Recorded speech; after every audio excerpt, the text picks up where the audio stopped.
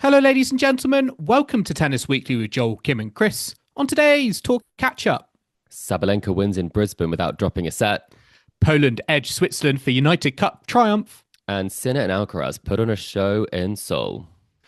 Chris, today is the 12th of January, and we are here to catch up on the week in tennis at Tennis Weekly HQ. It's our first tour catch up of the season, and I'm really excited for this because we've got lots and lots to talk about as usual. Poland winning the United Cup at the third time of asking. We're going to be getting into that. We're going to be talking about Iga Swiatek and her chances at the Australian Open, talking about her form at the start of the year. Sinner and Alcaraz renewing their rivalry with an exhibition in Seoul, as well as Sabalenka, Svitolina and Medvedev all winning on the tour. It was a good week for the top seeds, I feel, in the first week back. I was sort of expecting to look forward to a lot of upsets. We've also got the Australian Open on the horizon. Qualifying has already begun. We're going to be getting stuck into that into the second half. Milos Raonic's an announcement of a retirement. We've got par for the courts coming back.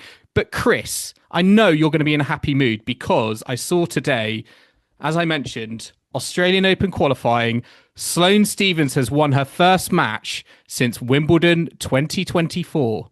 She has. We're out of the trenches.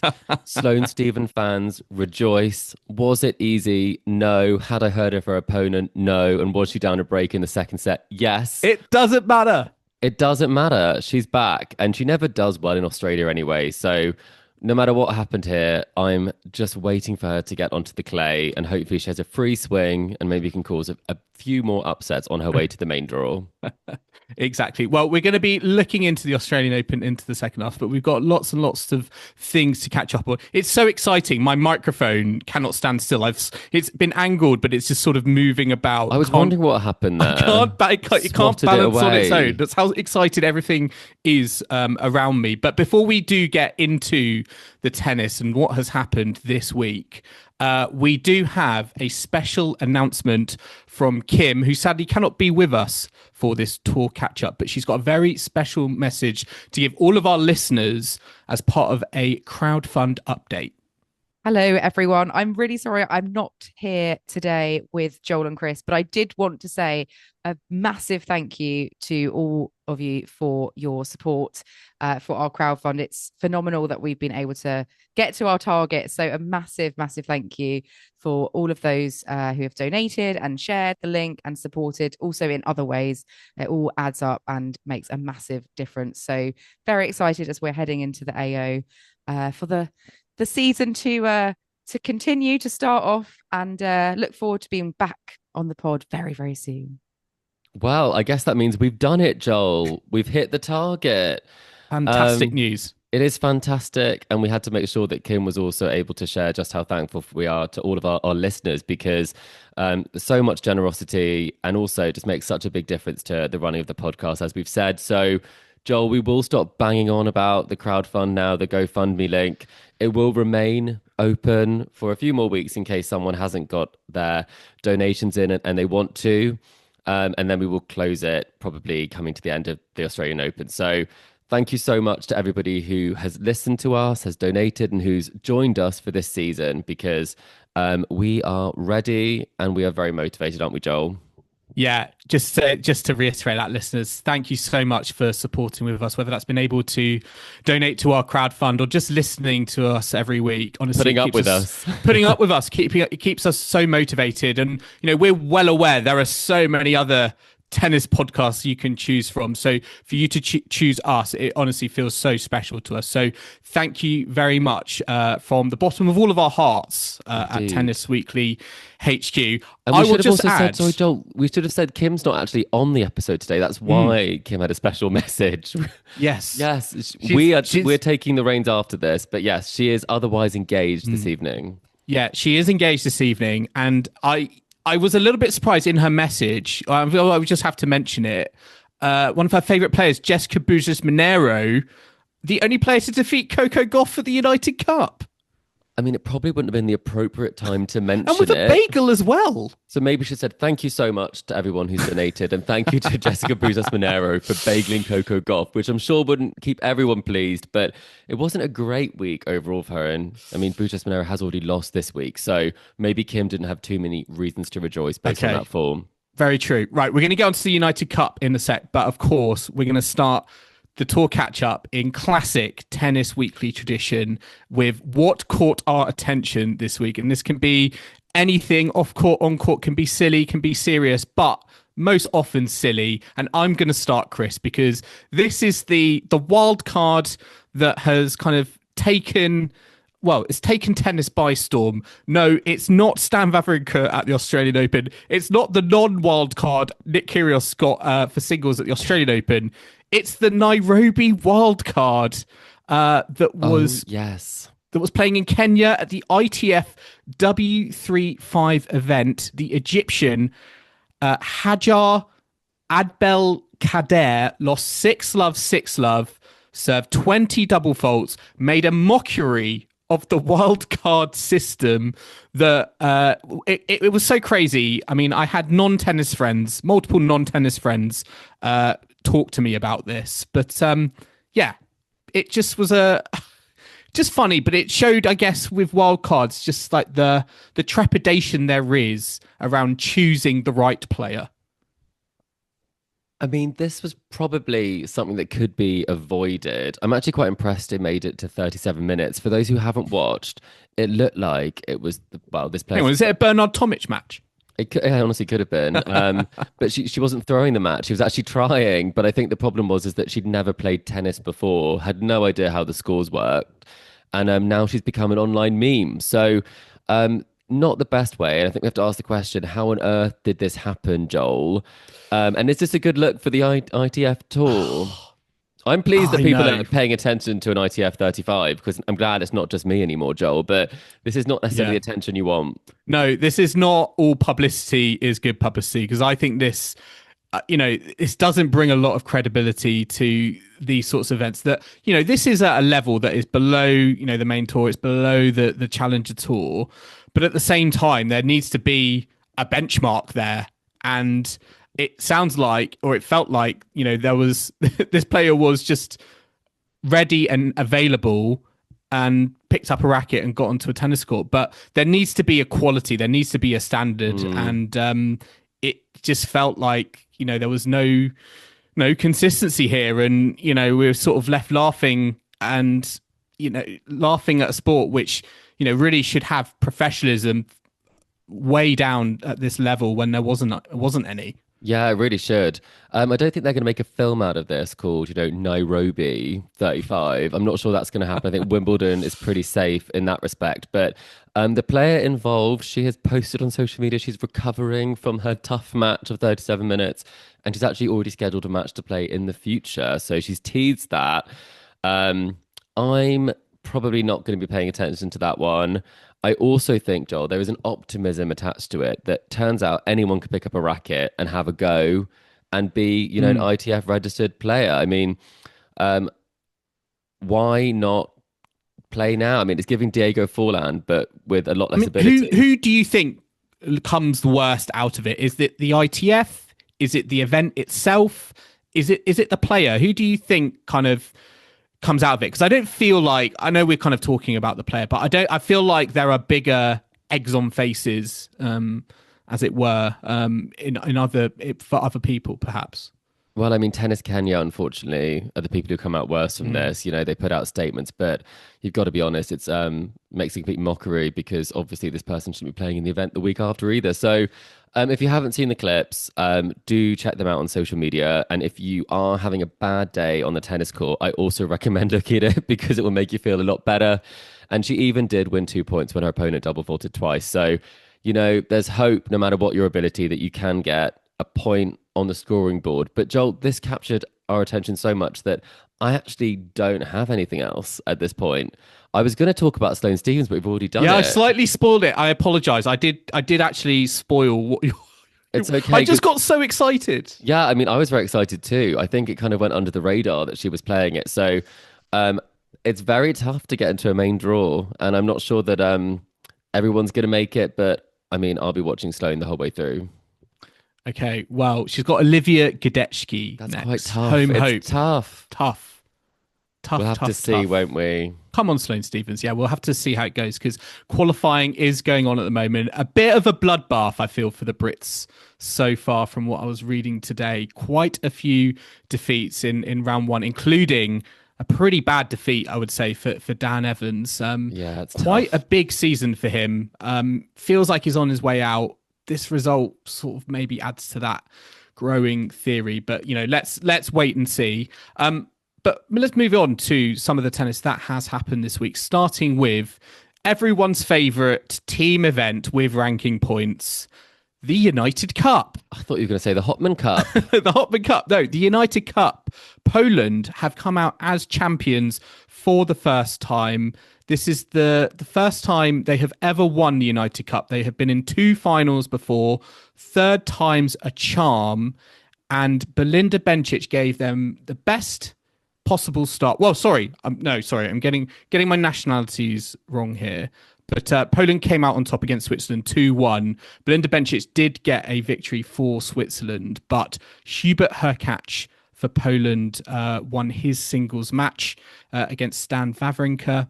And then we had Kawa and Zielinski, who have, from what I understand, been playing pretty incredible doubles across the week, clinching the victory in straight sets against Bencic and Jakub Paul. Where to start with this? I mean, I think, first of all, let's talk about Poland and let's talk about Belinda Bencic, because she was voted the most valuable player at the Hopman Cup. Incredible record, both in her singles matches and her doubles matches, into the top 10 as well. Chris, she could not have started this season much better.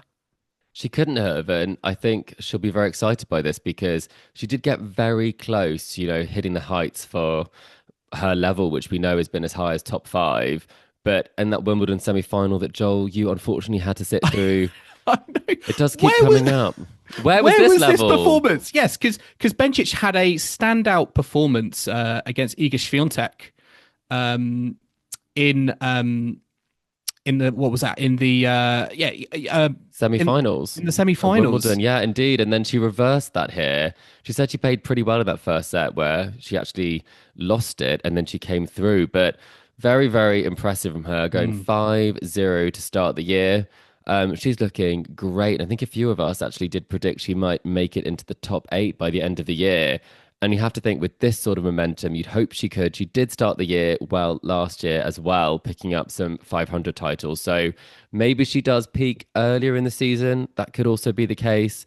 But great results from her. Great on the mixed doubles court. And Iga said afterwards that her only contribution in the final was maybe tiring out Bencic for the doubles, which I thought was actually quite amusing because that's about all that you could do to try and slow her down this week, was just keep her on court as long as possible because she played so many matches. Yeah, I mean, Bencic got to the 4th round last year at the Australian Open. So, she's got quite a few points to defend. But, yeah, certainly in a good position. And we've got to mention also Hubert Hurkacz as well, because he was also one of our players to watch. And although maybe Bencic a bit more of a known quantity, Hurkacz coming back from injury, also playing some really good tennis across the United Cup. He was so good. He also looks completely... Were you surprised how good he was? I was surprised, but he also looks like a lot physically fitter. Like he looks very, very strong. I mean, it feels like he's done a lot of physical training in the time off.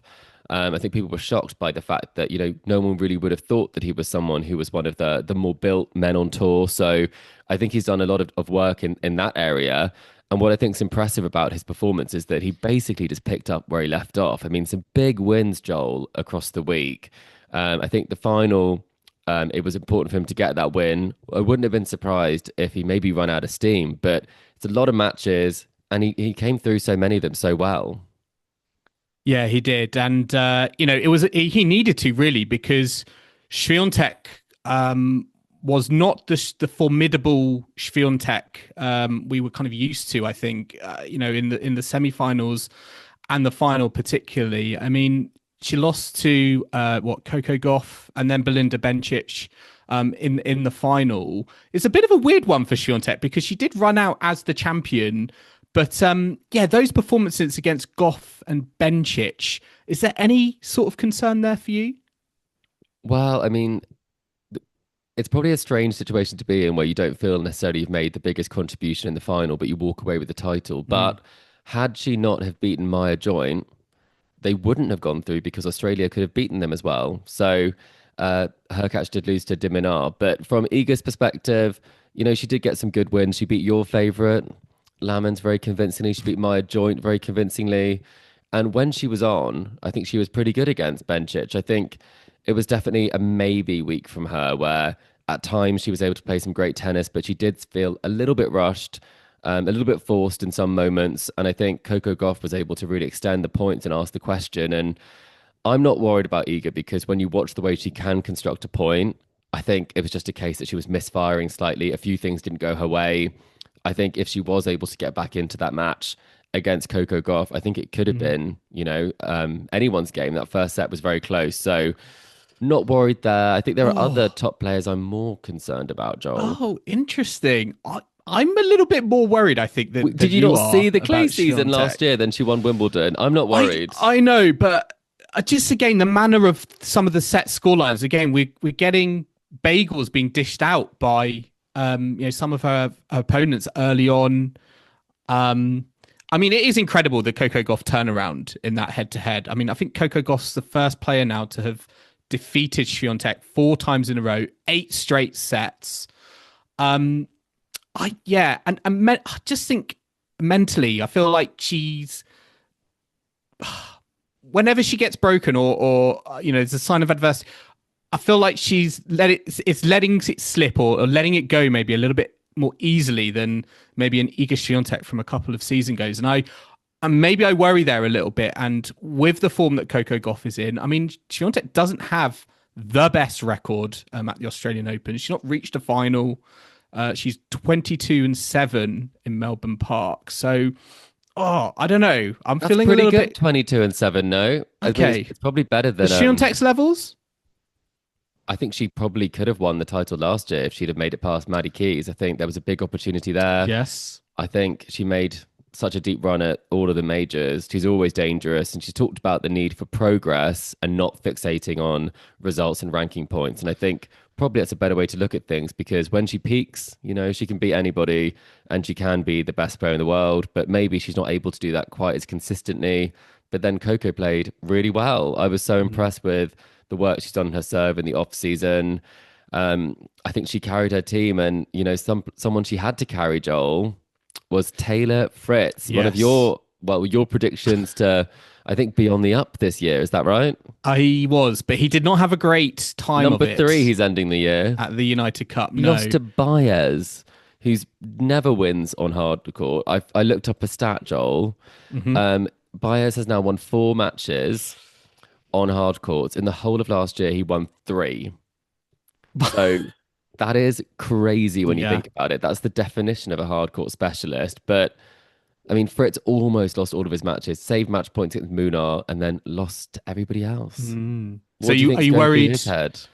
I'm not sure, but are you worried for his time at the Australian Open? Yeah, I'm concerned about that. I'm also concerned about Zverev, who got dismantled by Hurkacz. I mean, not even close. And I think, to be honest, it's kind of what we thought would be happening is that, you know, when we're talking about the next people who might do something, I mean, it really is like a different league compared to, you know, Alcaraz and Sinner. So if anything, I did not think that week 1 would be cementing some of the narratives that we already sort of predicted and thought might be playing out. But I mean, it'll be interesting when things hit Melbourne because sometimes people find their form and best of 5, or it just takes one match to turn it around.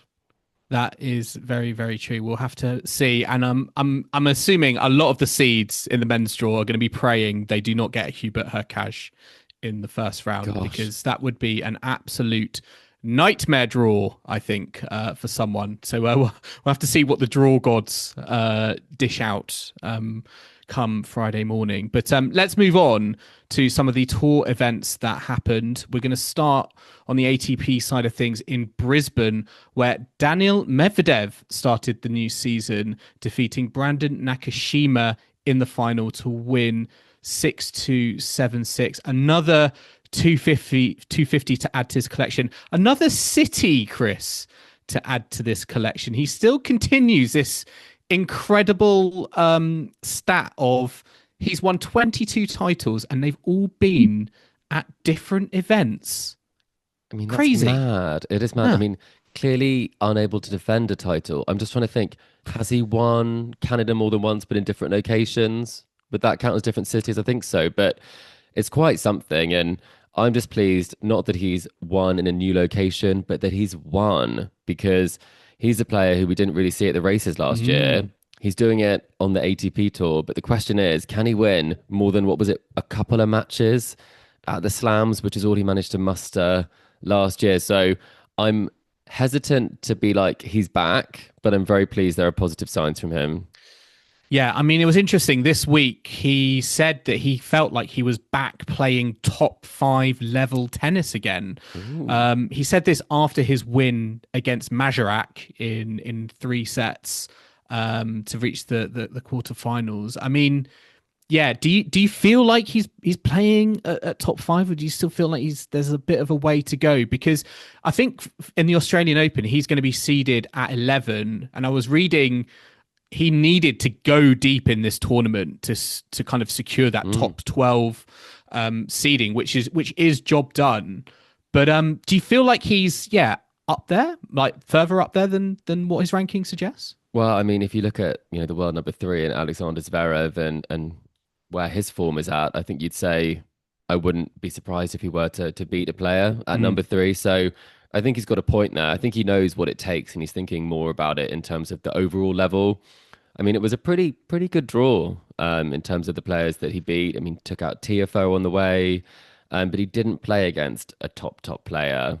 So I think you just have to be aware of that, so you can be positive about the week. But again, the second seed was Davidovich Fokina, who went out in the first round, to Nakashima, who also had a great week. Hard to know. I would say, though, that there were other players in the draw that also got some attention, and maybe not a wild card in singles to the Australian Open. I know. Yes, we need to talk about Nick Kyrgios versus Kovacevic in the first round. Kovacevic coming out with a victory. Not the greatest performance from Nick Kyrgios, who afterwards went on Instagram to say, after some good conversations with Tennis Australia, I've made the call to focus on doubles for this year's Australian Open. So he's not going to be playing in the singles. And if we're being honest, based on that result against Kovacevic, it's probably for the best. Yeah, I mean, it's got to be a good move, you'd have to say. I think I don't think that he is fit for it. I think you said from watching the Battle of the Sexes, which I didn't, that ultimately he probably wasn't ready for it. It's just a shame, because you just think when it comes to physical fitness, he's had quite a long time to prepare. And it does make you think if he is going to be ready for another Australian summer. I don't think so. I think this might be a little bit of a farewell tour that we have going. Do you think he made the call? Is something I've always wondered when I've read this statement. Do you think he's trying to control the narrative here? Or do you think Tennis Australia were kind of like, mate, you're not playing good enough for us to warrant it? And maybe there was a bit of sensitivity around. I'm not sure what the timelines matched up, but the Nairobi wildcard, it sort of put the spotlight on this wildcards. Was Nairobi wildcard-esque, this form from Kyrgios. Goodness gracious me. Maybe it was the amount of support that Stan had that could have done it. There were 2 spots. I think Kyrgios could have got one if he wanted one, if I'm honest. I don't think it came down to that. I think he probably said, actually, you know what? I'm not going to take it. And I think that probably was the right decision. So if they're going to give one to Venus, I think they could definitely give one to Nick Kyrgios. And that's no shade on Venus. It's much more about, if you're doing it for people who bring in numbers, he brings in numbers. And he didn't produce, I guess, the numbers he wanted on court. But either way, it's good to see him in the doubles. Yes, and moving on, we had the 250 out in Hong Kong, where Alexander Bublik defeated the top seed Lorenzo Musetti in straight sets to capture his 9th ATP Tour title. Alexander Bublik basically picking up where he left off last season. Bublik, I think, is now into the top 10, which is kind of incredible. Yeah, first time ever. Incredible, given he was outside the top 80 10 months ago. Yeah, Alexander Bublik, still his unpredictable best, but still pulling out all the stops and winning titles. I mean, he is. I was very impressed with the fact he did get that win against Musetti. He had some tough matches along the way. I do think facing Musetti in a final, though, probably is the best time to face him. Quite contrasting their records in finals. Bublik is 8-1 in his last 9. Musetti, though, has lost his last 7. What is it about finals and Musetti that means he doesn't kind of get over the finish line? Well, I think he's definitely lacking slightly in between the ears, unfortunately, when it comes to those final moments. I don't think he's got that killer instinct necessarily. I don't think he sees finals as an opportunity for him to do something great. I think he does have that voice in the back of his head saying, you're going to muck this up again, potentially, because it's definitely not the tennis that's missing. It's the tennis in the final that's missing. And if you take that match against Djokovic, take nothing away from, Novak Djokovic, but in Athens, he really should have got that result. And we've seen many where he's been so close but hasn't got it. I think this one, he was probably a little bit outplayed by Bublik. Bublik was serving really well. But I don't think it's enough for a player who's now top 5, like Musetti, to just be, turning up on the finals day and not necessarily playing his best game. It just doesn't add up to me. I actually think this is maybe what's wrong with the ATP rankings at the moment, because although it's great, I think Musetti, into the top 5 as a personal achievement, I don't necessarily think he warrants it. Based on his record in finals, doesn't strike fear into the heart of you playing a seed who hasn't won even a 250 for a couple of years. I think it's a very strange situation to be in, but I mean, maybe he likes being the underdog. I've always thought that he likes to cause the upset rather than be the person who is chased. I think he doesn't like having a target on his back. And it's going to be interesting to see how that pans out, because if he's going to make the leap, become a Grand Slam champion, he's going to have to really level up in those final moments. And I'm not sure anyone would predict he would be able to do that against Sinner or Alcaraz. Indeed. Right, let's take a look at what happened on the WTA Tour in the first week of action. And we had Aryna Sabalenka winning out in Brisbane. In Brisbane. I was looking at this draw, Joel, and I was like, this is the biggest draw I've ever seen for a 500. Is this a slam? We are just 500s overload on the WTA Tour. I think we've got another one this week as well. But first WTA 500 of the season, Sabalenka coming out on top against Marta Kostyuk, 6-4, 6-3. But Chris, really the story of this match is just how much these two hate each other. They aren't each other's biggest fan. There have been comments in the past about types of players and the physicality of some of the players on the tour versus Kostyuk's physique. And I actually think overall, though, everyone did behave in the trophy presentation. I think a lot of it comes down to the war with Ukraine. I actually think that Marta Kostyuk got a lot of stick for what she said by not directly congratulating her opponent, but she did say, to the opponents I've played, and then she did kind of reiterate the fact there is something bigger going on and that's what she plays for. So I don't think it was as bad as I thought it was going to be. I thought it would be even frostier. Did you not think, we didn't obviously get a handshake, but just before that moment, we saw Sabalenka kissing her biceps, which some people have inferred as relating to comments Kostyuk made about testosterone, where she name-checked Sabalenka. Now, in the press conference afterwards, Sabalenka said, no, it didn't have anything to do with that. But we've seen that before, haven't we, from Sabalenka? Think? Well, we've seen her hang over the net whilst Svitolina didn't shake her hand, as she knew going in she wasn't going to at Roland Garros a few years ago. So Sabalenka knows what she's doing. I think she's perfectly entitled to do that if she wants to. I don't think it's the classiest of looks. I don't think it's needed. But at the same time, I mean, women can be very strong. And I think that, Kostyuk calling that out is actually at the detriment of the nature of the women's tour and some of the fantastic athletes that they have. So if you're going to come for Sabalenka, I don't think I'd come for the fact that she's very strong because, I mean, that's why she's number one. I mean, Sabalenka didn't drop a set all week. She looked pretty formidable. Great win against Mukova in the semi-finals as well, because she hadn't beaten Mukova in the 3 past matches they have played. And we also, in her quarterfinal, had a repeat of the AO final against Madison Keys. I want to quickly talk on this match because Madison Keys coming up to defending or attempting to defend her Australian Open title. How do you feel like she looked against Sabalenka in that repeat? And what are her chances? What chances are you giving her ahead of the Australian Open as champion? I mean, last year she was my bold prediction to win it without losing a set. I don't think she's in that kind of form. And I think once you do achieve all of your dreams, it's actually very hard to find the way back to do it again or to motivate yourself to do it again. You think it's a Monica Pui Olympics situation? I mean, same with sort of the Marion Bartley side of things, Flavia Pennetta. A lot of people who achieve something like that at a certain point in their career, it's not the easiest thing to do it again. So I would say she now feels a different type of pressure. We saw that at the US Open. And as much as I'd love Maddie to do incredibly, I think she's such a fantastic talent.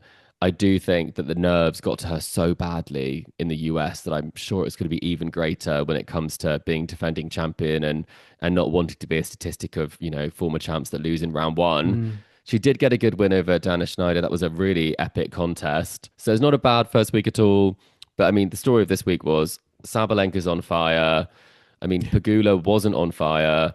And I mean, you'd have to say the same for Anisimova, who didn't necessarily get off to the best start either. So seems like Sabalenka has picked up where she left off, but maybe not everyone else has yet. No. And Karolina Muchova she's just such a quality player. I really thought Rybakina was going to maybe come through, maybe get to a semi-final with Sabalenka, but Muchova, again, such a great competitor. Nice to see her in a semi-final as well. And just very quickly, Chris, I mean, Sabalenka, not really much to say a lot in terms of the tennis. She did have things to say, though, about the tennis schedule, because she was quoted as saying the tennis authorities follow their interests with regards to the tennis calendar and are not focusing on protecting the players. And, we all know, particularly with how grueling the schedule is, the number of mandatory events. I mean, the top players on the women's tour expected to play at least 20 mandatory events, 4 Grand Slams, 10 1000s, and 6 500s. I mean, what did you make of Sabalenka's comments around the schedule? Do you think she was right to call it out? Yeah, I mean, if someone asks, she can give her opinion. And I think nothing she said was inaccurate. I think it's a lot of mandatory tournaments, but then I also too many. It is, but I just think when you are a player of her level, it's not really necessarily for you to be complaining about the schedule when she doesn't play them anyway. And that's what she said she's going to do again, is manage by when her body feels right, which I think is fine, is a luxury that she has. And I think if players do start skipping it, they'll have to start thinking, does it work to make people play all these events? Because it's not necessarily the best thing for the tour or the players, I think. And at some point, something's going to give, and Sabalenka's made it clear that she's going to prioritize when she wants to play. Yeah, and it's interesting. She also called out the balls and the lack of kind of consistency from tournament to tournament, and that aspect not helping with kind of injuries and kind of player protection as well. So we'll have to see how that continues. The final women's event we had was a 250 out in Auckland, where Elina Svitolina was the champion, defeated the 7th seed Jingyu Wang 6-3, 7-6, 1 hour 42 minutes. Now, this was really nice, Chris, because Gael Monfils won out in Auckland last year. Elina Svitolina won out in Auckland this year. So they're keeping the trophy in the family. They are indeed. And you get like a sort of a majestic cape that's kind of a made by and like representing the local culture there, which I think is also so nice. You get some iconic images of very happy people in Auckland who are ordained in that sort of robe, which is super special. He was there as well. He was taking pictures with the Hang media. on, did he have a photography accreditation Someone badge? needs to check that pass because that was so great though, wasn't it? yeah, it was so nice him taking pictures of his wife in that manner. And it's also great because she ended her season early last year. She did not necessarily enjoy tennis that much at that point.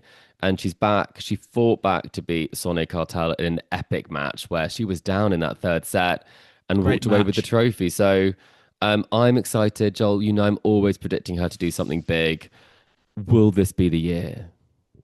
Well, she made the quarterfinals at the Australian Open last year. So I think similar to Bencic, she's got quite a few points to defend there. But it's certainly, I think, a good time of year for her. And also the fact that she has taken the last few months, called it quits after the US Open last season, I think is already paying dividends for her. It'll be interesting, I think, to see if more and more players kind of do that. If they cut their losses, yeah. If they think, hang on, I'm not gonna reach the tour finals here, or there's no chance for me to do that, then yeah, maybe people will see going to Asia as a bit of an optional part of the tour. So yeah, she is playing very, very well, and yeah, just a bit of a mixed bag in terms of the bigs, but a couple of results to pull out. As you mentioned, Sonia Kartal probably gave Svitolina her hardest matchup of the tournament, but Fran Jones pulling out great victory against the second seed Navarro in the first round. Yeah, it was amazing. And that was her biggest victory ever, I think. And,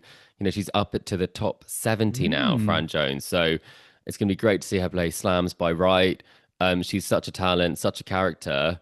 And I think, yeah, fantastic to back it up as well, because physically she said it was very tough to be a top player like that. And then she turned it around, said she had no idea how she did it after losing that first set in the second round. And then unfortunately did have to retire to the eventual finalist, but still so competitive in it and so impressive. And yeah, great to see so many kind of fan favorites playing. You know, Sloane was back. We've already talked about that. I did think Ayala might walk away with the trophy, and then Kim would be sort of like vindicated for saying that she was a first-time winner. But then everywhere you looked, there was something exciting like Venus playing as well. So lots of fun there. And I think it's been a really exciting start from the tour. I mean, so many big names playing and so many kind of fan favorites winning. What's just very quickly, just on the fact that we did have a 500 just to start the season. Do you like that? Because I feel like normally that you sort of build up, you know, it's a 250, then a 500, then a 1,000. The fact that they opened with a 500, do you think that was, do you like that? I think scheduling wise, you know, it depends on where the weeks fall. If Australia wants to maximize, you know, the amount they can get in there before potentially the Saudi 1,000 comes in, I think we're going to have to get used to it, Joel. Yeah, indeed. Right. We're going to take a quick break now. Do join us in the second half where we will be discussing what we learned from the Sinner Alcaraz exhibition in Seoul, Milos Raonic, immediate retirement from tennis, and we look ahead to the final events before the Australian Open gets underway in Adelaide, Auckland and Hobart, where Amir Raducanu is the top seed. So do not go anywhere.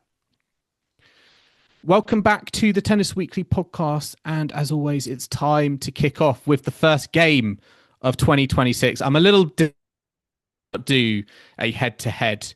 Maybe that was in Kim's thinking to put off a quiz or a game until after the AO. So it is going to be a solo edition for you, Chris. So we talked about whether we should have a 500 to start the season, a solo edition. It doesn't feel right. It doesn't feel right. I feel like I'm really starting in a tricky one here, but I'll give it my best. Right. I've got a question for you, and it actually is a little build on, I think last week or last time we spoke about Davis Cup and eligibility or players putting their hand up to play Davis Cup, because it looks like maybe if he's fit, Jack Draper is going to play Davis Cup for GB after the Australian Open.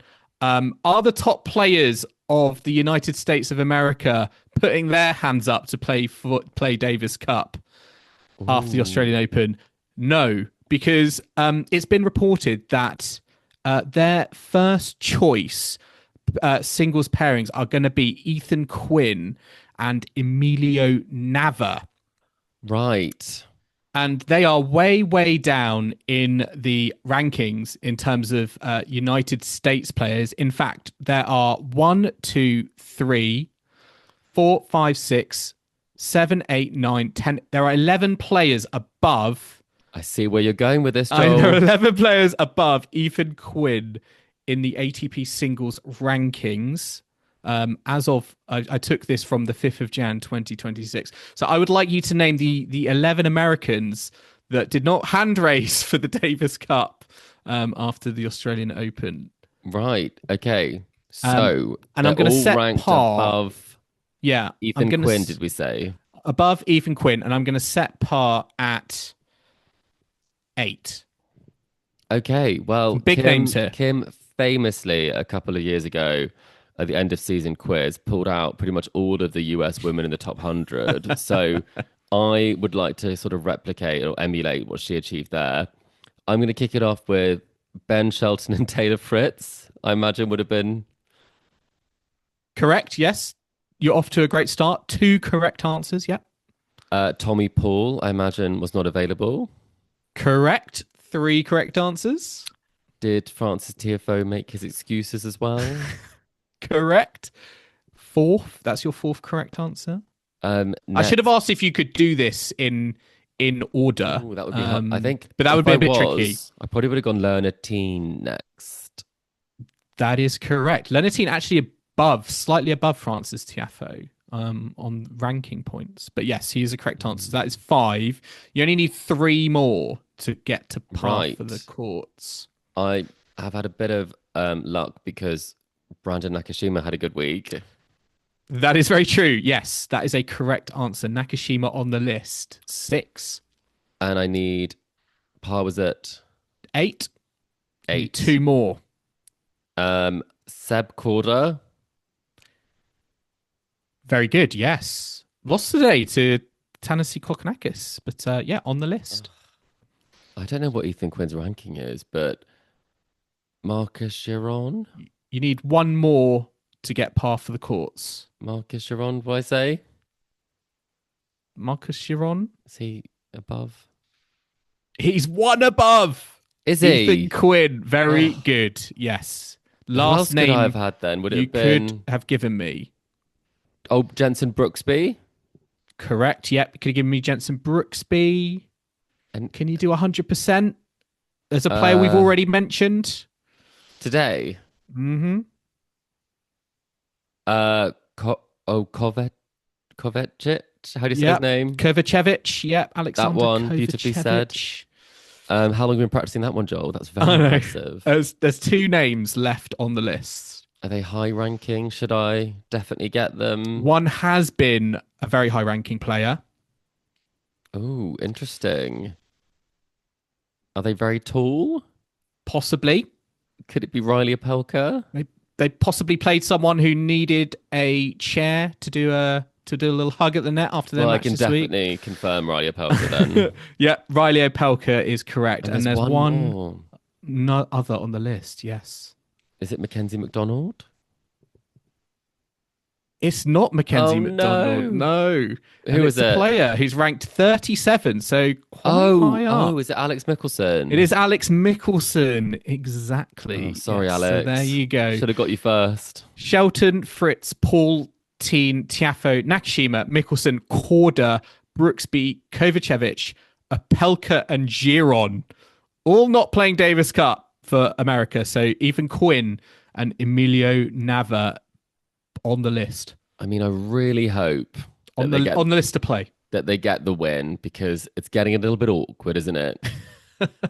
I mean, it's just so. I swear, every time there are team events with America, there's always questions on like how much do they want it. They also have so many good players that I think it's also like people might think someone else will say yes, and it doesn't all hinge on them. I mean, if you're any of those players, you wouldn't think you'd need, to go down to your number 11, for example, to get the win. So I do have some sympathy there, but at the same time, I mean, it's also a lot of pressure. If you're like Casper Ruud, for example, then they need you if you're going to win. So there's perks to being in a country with so much depth.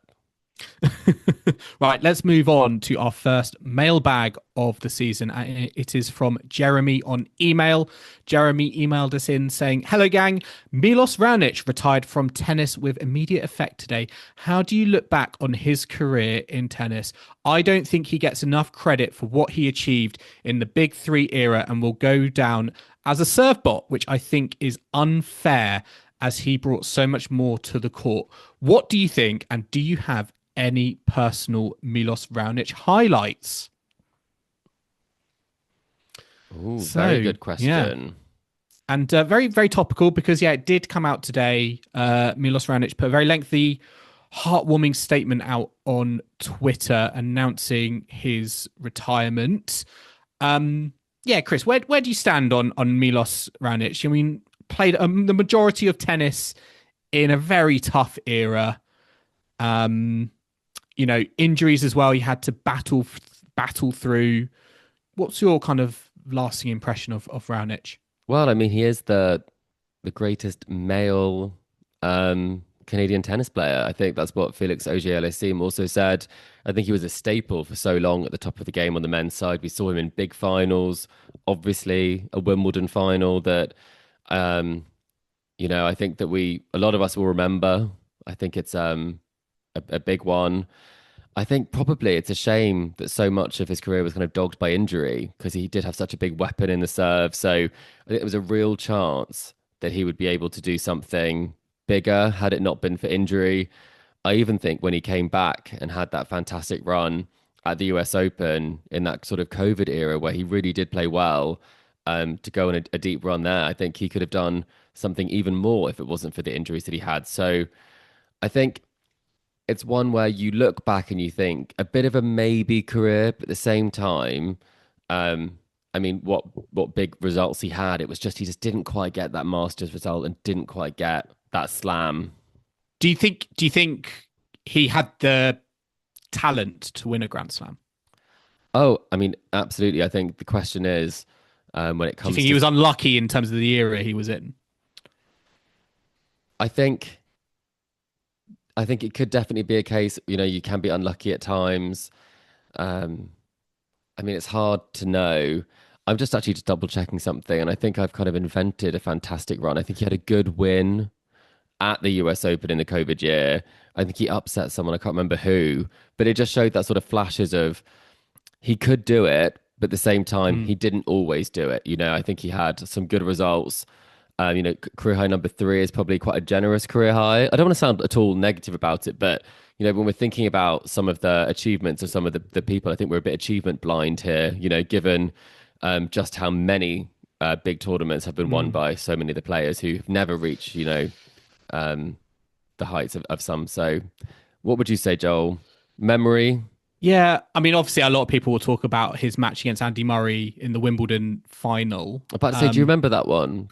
I do remember that one, but there is also a match I have fond memories of, and it was in the 2016 Tour Finals, which was another match between Murray and Raonic, and Raonic was on the top of his game, was serving absolute bombs, and he came so close to defeating Murray, who really was in his pomp at that time, and it was just so tight. It went. I think it was at the time the longest 3-set match at a Tour Finals. I think it went to a final set tiebreak. It was very, very tight. And I just think about Raonic as a player who was able to bring out the best from the best. You couldn't have an off day against someone like him because, yes, he had a great serve, but, he just had a great... I've seen he had a great game, coming to the net as well. Fun to watch, especially in the grass season. That's a great point, and fantastic. Quite old school serve. In that regard. Yeah, for sure. I remember he almost lost a match serving 47 aces. I think that was at Queen's a couple of years ago against Cam Norrie, and he had to save match points. So I think we can say off the serve, one of the greatest of all time, but maybe not so much off the ground. But still, like an important player when it comes to some of the big rivalries and the big moments of tennis in recent years. And he made the sleeve cool. The sleeve was him, wasn't it? He loved Yes, it. Yeah, he loved really the did. sleeve. I Yeah, forgot he about did. that. And a bandana. He walked so Dana Schneider could run. Right, let's.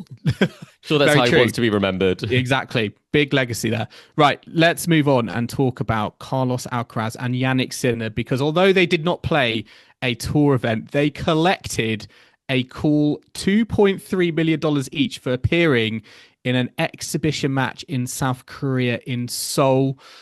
I'm going to say the result. Not sure how much we can read into it, but Carlos Alcaraz came away with the win 7-5, 7-6. No, this does not go towards head-to-heads or anything like that. It was just a fun match played out in South Korea. However, Chris, we're going to get our serious hats on and analyze it very sternly, because this is the first time we've seen Sinner and Alcaraz on the court together this season. So it does give us the opportunity to open up the question of, did it give us any clues of what we can expect from year 3 of the Sinner-Alcaraz rivalry? Well, I think contrary to popular media speculation, without Juan Carlos Ferrero, Carlos Alcaraz can still play tennis. So Yeah. And he's really happy. Yeah, good news. I think he's still happy. He's still all vibes. And I think he's even happy. I'm analysing this picture from their private jet that they took all the way to Australia from Korea. The teams did sit separately for Sinner and Alcaraz. They did share a PJ. Alcaraz and Sinner said they slept most of the time, but I mean, they're not necessarily sitting with each other. So the rivalry is still there if the friendship is also there. And in the match, it was played in good spirits. I think we can say that it wasn't necessarily a match we could count as the head-to-head or the indoor record of Yannick Sinner taking a mark. I mean, a ball boy took a point from Carlos Alcaraz. So that ball boy played amazing. He was good, wasn't he? Yeah. You hand out get him the wild card for Nairobi. I mean, genuinely, W35, the next one in Korea. No, not W, M35. M35. Yeah, sorry about that. They also had a little point where they just tried to like out angle each other. I don't know if you saw that. Yeah, it got a bit dangerous, didn't it? I was like, they were going in into the hoardings. But I mean, it just showed off their levels of talent. I love how much fun they have together on the court, and it is interesting, this rivalry. It feels like it has been built on respect, and I think that respect has come from the fact that no one is really out dominating at the moment the other. And I wonder whether this season, whether that balance that we've had so far is going to shift, and with that, whether that respect will still be mutual, because there are times where I'm a little bit like, I actually think it's too respectful. Like, would actually, maybe not absolutely hating each other, but being motivated maybe by that a bit more sort of early Rafa and Roger, or early Rafa, Roger and Djokovic. A bit more tension going on there. I mean. So I didn't like the fact that they shared a private jet together. Oh, I mean, would Roger and Rafa have done that back in the day? Probably not. I don't think so. But maybe it's because they're, is it an environmental thing? Environmental, could be that. But I would say the reason why they're so happy in each other's company is because they're getting paid $2.3 million to be in each other's company. And they're very grateful for the fact that they have someone who also warrants that sort of equal footing when it comes to getting these big events paid for. Because if it was very one-sided, as you said, I'm not sure they'd be looking for, the other. They'd be looking probably for a bigger name like Novak Djokovic or a legacy player, because the fact that it is so close does just mean that people are going to go. 15,000 tickets sold out in hours. On the tennis, I'm not sure we can take anything too much, and we've tried, but it's really hard to talk about the tennis in an exhibition. But at the same time, I think an interesting way to start the year without playing an event. None of the top sort of, big players, I'd say Djokovic, Sinner, Alcaraz, they've all not played an event to start the year. And I would also add, Carlos Alcaraz, best result at the Australian Open is a quarter-final. Yeah, it is. So again, just adding that into the mix there, like, was this, if you're Carlos Alcaraz's camp, should he have played a tournament, or should they have both played a tournament in the build-up, or you think it's fine to play an exhibition? I do. I think it is. I think, what were they going to do? Rock up in Auckland this week? I mean, it doesn't really make much sense, does it? It's all about getting yourself there, getting the routine set. And also, they had to get that jet because Yannick Sinner's, one of his coaches, that played the 1 point slam qualifiers in Australia. So he had to get there. So he's very pleased to have the lift. But no, I don't think you read too much. And I think, all eyes on Australia now, Joel. Indeed. And yeah, we are very close to Australian Open, first Grand Slam of the year. Qualifying is this week. We are going to be back on Friday for our Australian Open draw preview.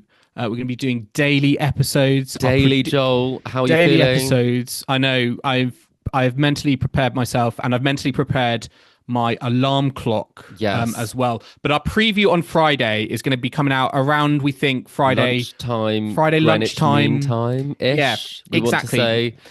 We haven't quite got the time difference figured out yet, but our aim will be that we'll be recording after the matches have played, before the next day's matches. So we might not give you the most time before the matches start, but we can give you something that will fill those few hours before they take to the courts. And don't worry, we will be unveiling our quarter-by-quarter predictions. We will be unleashing the first collector set. Yeah, I know. First collector set of the year as well. Of course, we've got a little prize for winners, so do look out for that. But interested to see. I mean, we've got the 1 point slam as well. I'm interested to see how that goes. Oh. I mean, Chris, you shared a stat today. 30,000 people at the Australian Open already this week. I mean, it feels like Grand Slams obviously are doing a lot more with that build-up week. They are. I think it's succeeding. Yeah, I think it's kind of pioneered by Australia. I think they've really tried to make it like a festival atmosphere, the Happy Slam. It honestly looks great. And I think for a lot of players, they'll be very much enjoying, the fan interaction and just how much support they have there. And great to see people going to watch tennis. And I think it's a fantastic thing. And if you're not in Melbourne, then you could be in Adelaide, Hobart, or, there's even tennis over New Zealand in Auckland, isn't there, Joel? Indeed. We've got the ATP event in Auckland this week, along with an Adelaide ATP 250 and WTA 500, plus a Hobart WTA 250. I mean, Chris, very quickly, looking at all the draws, what stands out to you? I mean, I'm loving the fact that Emma Raducanu is a top seed. Hello. At the event in Hobart. And the quest for Davidovich Fokina to win his first tour title. I mean, the week before a Grand Slam as a top seed, that's got opportunity written all over it. It does. Then you see the draw, like you got Kokkinakis in there, Vachereau. I think there's a lot of players who could cause some damage, like Ugo Humbert there, not seeded. Tsitsipas playing well, and then obviously Kim's favourite Jaume Munar, who was in imperious form already. So you'd hope it could happen. I think it might need to be an even quieter week, like the week after a slam, Joel. He's going to get one done. All right. Okay. And just quickly, the 500, Mira Andreeva is the top seed there. Madison Keys, the second seed. And Coco, I'm looking at. I think that would be nice. And I also was thrilled to see Kasatkina win her first match under the Australian flag, which was super nice for her. It can be tricky representing a home nation when it comes to the slam. So I want her to have a deep run in Australia. So I'm very pleased that she got off to a winning start in Adelaide. Yes, interesting. Yeah, lots and lots of... It's actually too much, I think, Joel. Yeah, there's a lot going on the week before, these 2 weeks, how many tournaments have there been? There's a lot. How have we missed this? Venus Williams, Tatiana Maria, 37, plays 45. Wow. I would be seated for that one. I might have to set my alarm tonight, listeners. Right, we're gonna leave it there. I feel like that's a good note to end on. But yes, Australian Open is coming up. Our next episode is going to be on Friday, where we're going to be looking at the Australian Open draws, and we will be providing daily coverage of the event from Sunday for 2 straight weeks. So if you don't have the time to catch up on all the main headlines, maybe the time zone where you are doesn't quite add up with the time zone in Melbourne. Yes, you'd like to sleep but want to stay up to date. You've got half an hour with us every day. Yeah, exactly. So we're really looking forward to starting on that coverage. But we're going to end our first tour catch up of the season there. We hope you've enjoyed the ride with us. Remember to subscribe so you don't miss a moment of action on the ATP and WTA tours as we go into the first Grand Slam of the season at the Australian Open. You can find us on Apple Podcasts, Spotify, YouTube, and all your favorite podcasting platforms out there. And if you love what you're hearing, be sure to leave us a rating and review on Apple Podcasts or Spotify, as well as hit that like and subscribe button on YouTube. And if you don't want to miss a moment from the Australian Open, you can follow us on social media. We're on Facebook, Instagram, TikTok, X, and Threads. The handle for all of those is Tennis Weekly Pod. We'll be posting all sorts of things, all of our clips there. So in the tier list of not being able to watch it live to listening for 30 minutes, you can also listen to, a 1 minute 30 clip if you really are strapped for time in the morning by following us on social media. And if you have a question for us, our mailbag does reopen after Australia. But if we do get a chance to, we will try and answer questions as we go. And that's tennisweeklypod@gmail.com or visit our website, tennisweekly.co.uk. And we'll be back on Friday for our Australian Open draw preview. But until then, it's goodbye from Chris. Goodbye. And it's goodbye from me. Thanks for listening, and we'll catch you next time on Tennis Weekly.